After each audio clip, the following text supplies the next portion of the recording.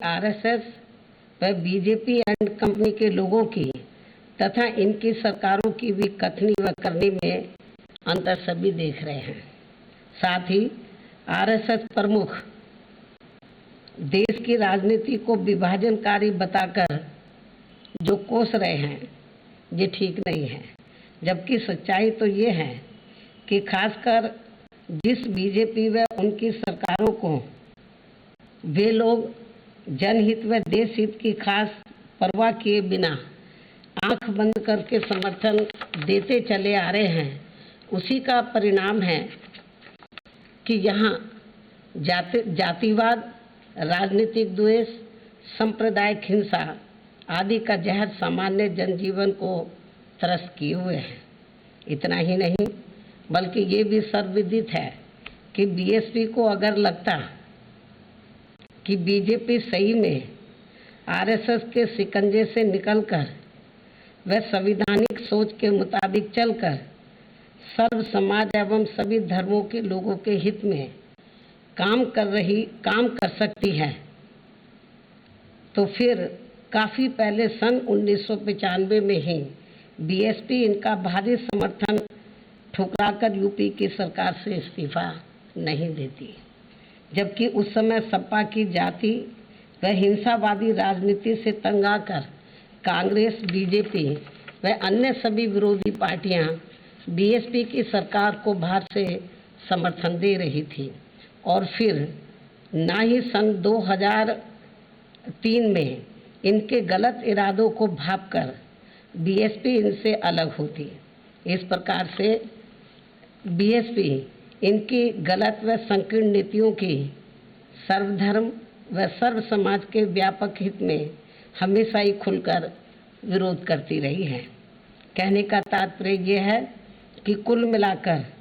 RSS के सहयोग व समर्थन के बिना बीजेपी का अस्तित्व कुछ भी नहीं है। फिर भी आरएसएस अपनी कही गई बातों को बीजेपी व इनकी सरकारों से लागू क्यों नहीं करवा पा रही है, जो इन्होंने कल बातें कही हैं। यहाँ ये भी गंभीरता से सोचने की बात है। इसलिए इससे ये स्पष्ट होता है कि आरएसएस की कथनी व करनी में काफ़ी जमीन आसमान का अंतर है। खासकर जातिवाद, सांप्रदायिक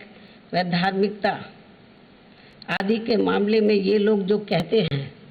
करते ठीक उसका उल्टा है, जो ये सभी को मालूम है। संक्षेप में अब मेरा यही कहना है, आरएसएस प्रमुख का कल दिया गया ताजा बयान वास्तव में लोगों को विश्वसनीय लगता है, बल्कि मुंह में राम बगल में छुरी ही ज़्यादा लगता है। ऐसे में स्वाभाविक तौर पर जब तक आरएसएस, बीजेपी एंड कंपनी व इनकी सरकारों की संकीर्ण सोच व कार्यशैली आदि में सही सर्व समाज हितैषी संवैधानिक परिवर्तन नहीं आएगा, तो तब तक इनकी बातों पर खासकर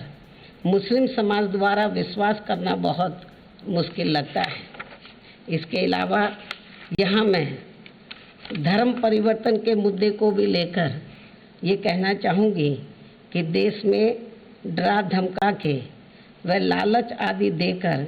किसी का भी जबरन धर्म परिवर्तन कराना ये पूरे तौर से अवैध है, ठीक नहीं है, तथा ऐसे मामलों की सही जांच करा के इसके दोषियों के विरुद्ध सख्त कार्रवाई होनी चाहिए। इसके अलावा यदि इसके पीछे कोई भी देश विरोधी साजिश है, तो फिर ऐसे लोगों के विरुद्ध तो काफ़ी सख्त कानूनी शिकंजा कसना चाहिए, लेकिन एक सोची समझी रणनीति व साजिश के तहत इसकी आड़ में इसे जबरन हिंदू मुस्लिम मुद्दा बनाना तथा पूरे मुस्लिम समाज को शक की नज़रों से देखना ये कतई भी उचित नहीं है। और बीएसपी फिर इसका डटकर विरोध भी करेगी, क्योंकि इससे दोनों धर्मों के लोगों में आपसी नफरत पैदा हो, जो ये देश हित में ठीक नहीं है। इसके साथ ही ये कहना कि धर्म परिवर्तन की आड़ में देश को नुकसान पहुंचाने की काफ़ी समय से साजिश चल रही है कि ये भी बात कही जा रही है, तो यहाँ इसको लेकर एक ये भी सवाल पैदा होता है कि इतने लंबे समय से अपने देश की खुफिया जांच एजेंसियां अभी तक क्या कर रही थी, और अब इसको लेकर जो भी कार्रवाई ये तो बहुत पहले ही हो जानी चाहिए थी, जो नहीं की गई। तो इसके पीछे हमें इनका राजनीतिक स्वार्थ कुछ ज़्यादा नज़र आ रहा है, और ऐसा लगता है कि इसे अब ये देश के कुछ राज्यों में होने वाले आगामी विधानसभा चुनाव में अपनी कमजोरियों पर पर्दा डालने के लिए राजनीतिक रंग देना चाहते हैं। और इनका यदि ऐसा कोई षड्यंत्र है तो फिर ये अपने देश के लिए अति दुर्भाग्यपूर्ण व अति निंदनीय भी है, और इस मामले में देश की जनता जरूर सावधान रहे। अड़ी सोमवार से शुक्रवार शाम 6 बजे सिर्फ TV9 भारतवर्ष पर।